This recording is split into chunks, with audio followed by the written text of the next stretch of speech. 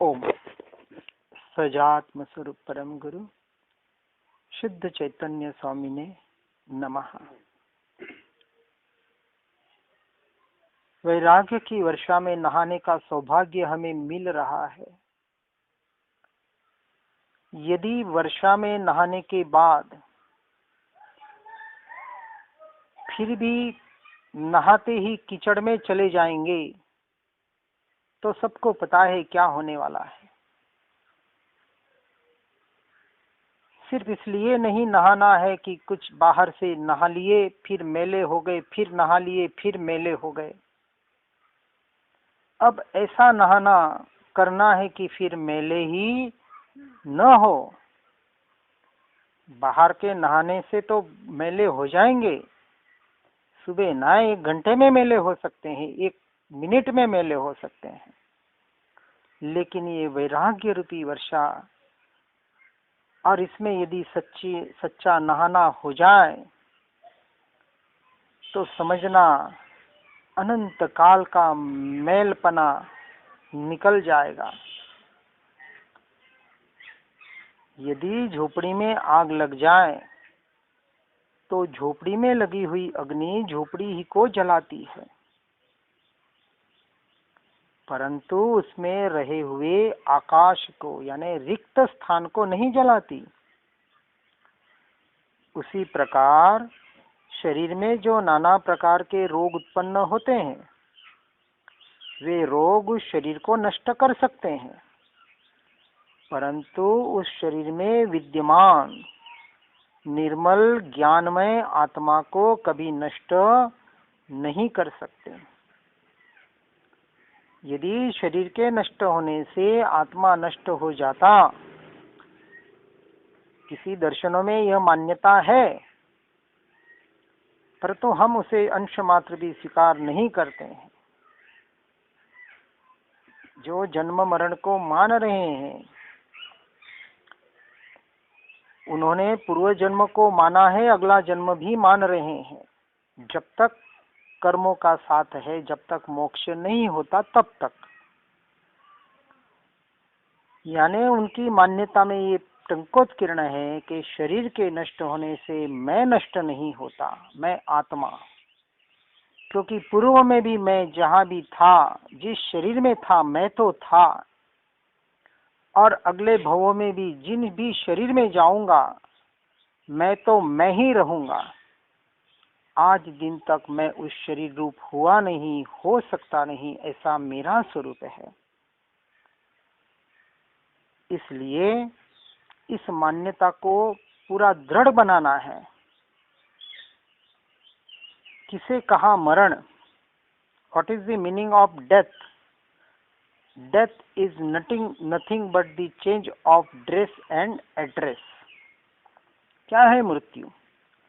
यह शरीर रूपी ड्रेस का बदल जाना, और जिसे हम हमारा स्थायी पता कहते हैं, परमानेंट एड्रेस कहते हैं, उस एड्रेस का, उस जगह का बदल जाना, इसी का नाम तो मृत्यु है। परंतु वह मृत्यु, वह शरीर जो नष्ट हुआ, उससे आत्मा कभी भी नष्ट न हुआ है, न हो सकता है। इस बात को बहुत गहराई में उतारकर उस मृत्यु पर हमें विजय पाने का प्रयास करना है।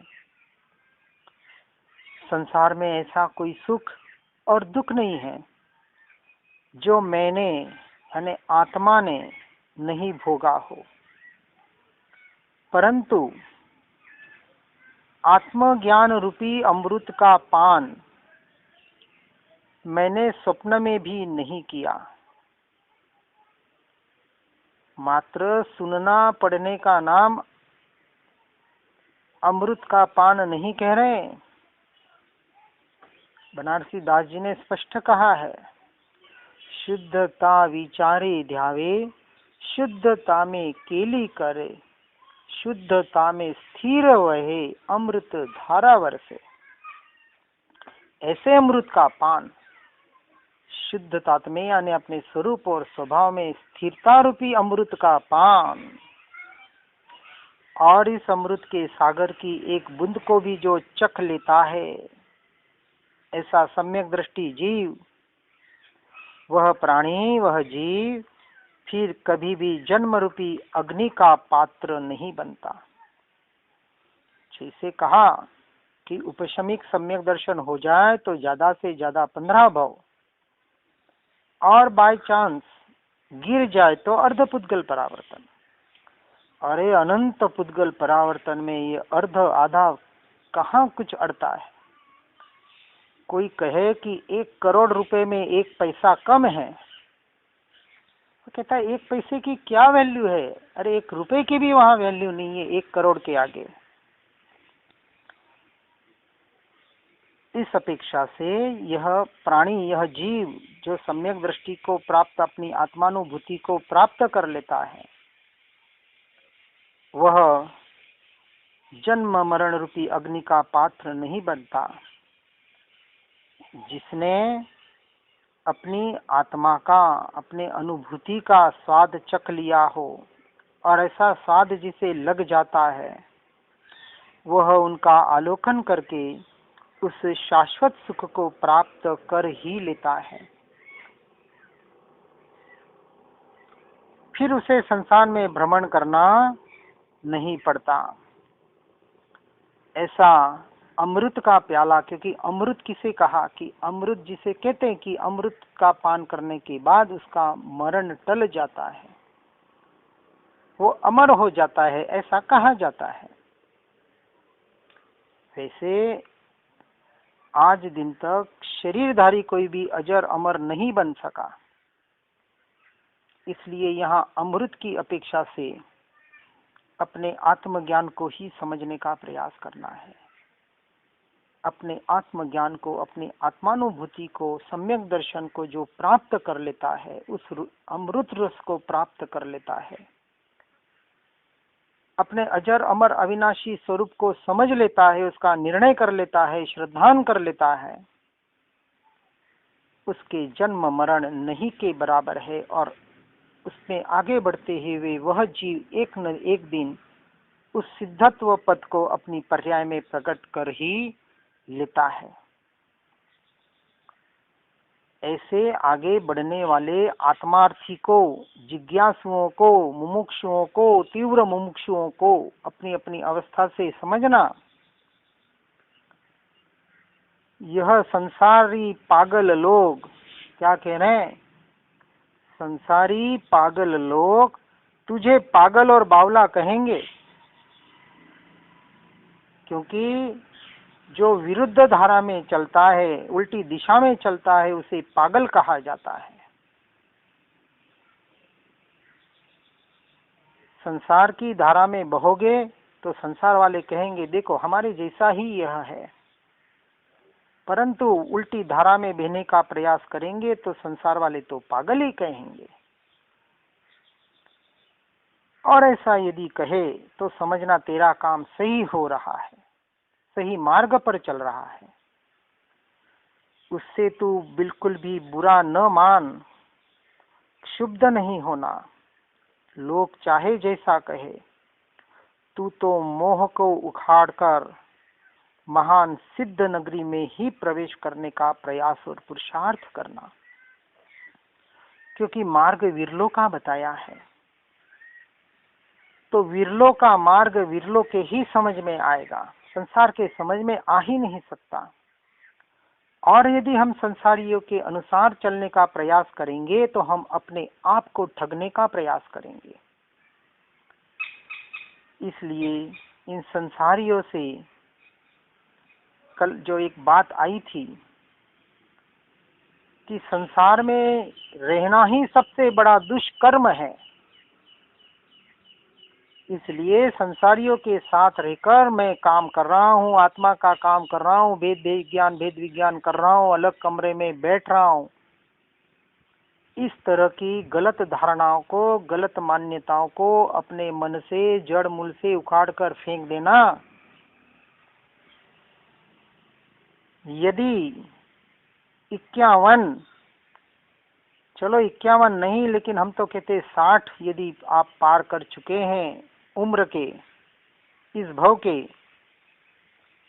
तो कम से कम संसार से निकलकर वानप्रस्थ अवस्था को तो ग्रहण करें।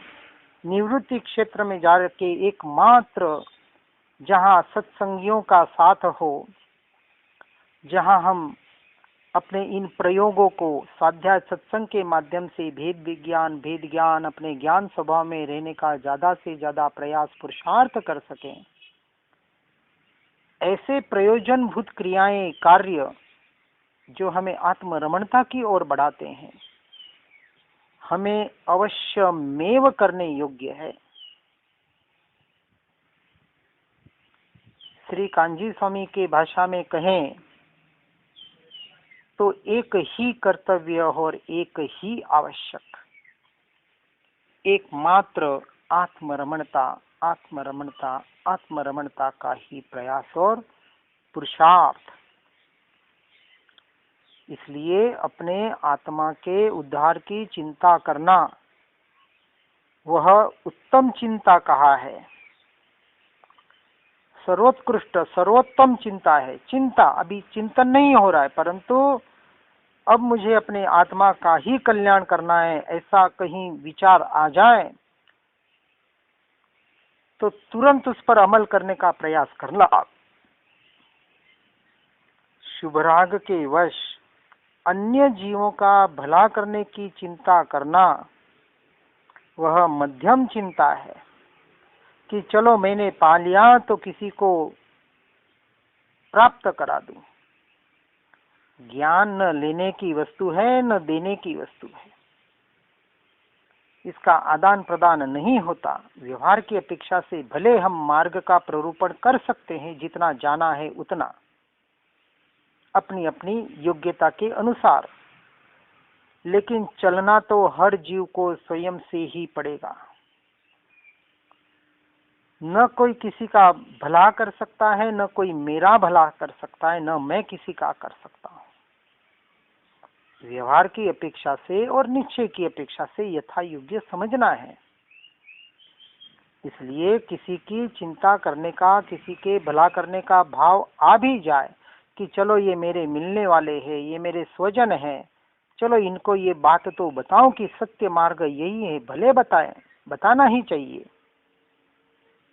परंतु उनकी चिंता करना कितनी बार कह रहा हूं, बता रहा हूं, फिर भी नहीं मान रहे हैं, यह मध्यम चिंता। और काम भोग की चिंता करना, इस संसार की विषयों की चिंता करना, यह अधम से अधम चिंता है। चिंता चिता समान है, और चिता का मतलब होता है अग्नि, अग्नि पर लेटने समान है। तीनों भी चिंताएं, मात्र चिंता करने से काम नहीं होगा, इसलिए कहा चिंता से हटकर चिंतन, चिंतन से हटकर चिंतवन, और चिंतवन से भी हटकर चितवन में रमणता करना, यही एकमात्र उपाय है। इसलिए इन बातों का ध्यान रखना और दूसरे का अहित करने का विचार करना, वह तो अधम से अधम चिंता है। भूल के भी किसी का अहित करना तो बहुत दूर बात है, सोचना भी मत। और कभी आ भी जाए भूल से तो तुरंत वहां से हटकर अपने स्वरूप का आश्रय ले लेना, क्योंकि हो सकता है उद्यागत भाव कैसे कब आ जाए हमें पता नहीं, लेकिन निरंतर जिसे भेद विज्ञान का अभ्यास होगा वह तुरंत वहां से हट जाएगा और अपना काम कर लेगा, यानी अपने स्वरूप में ही आने का प्रयास और पुरुषार्थ करेगा।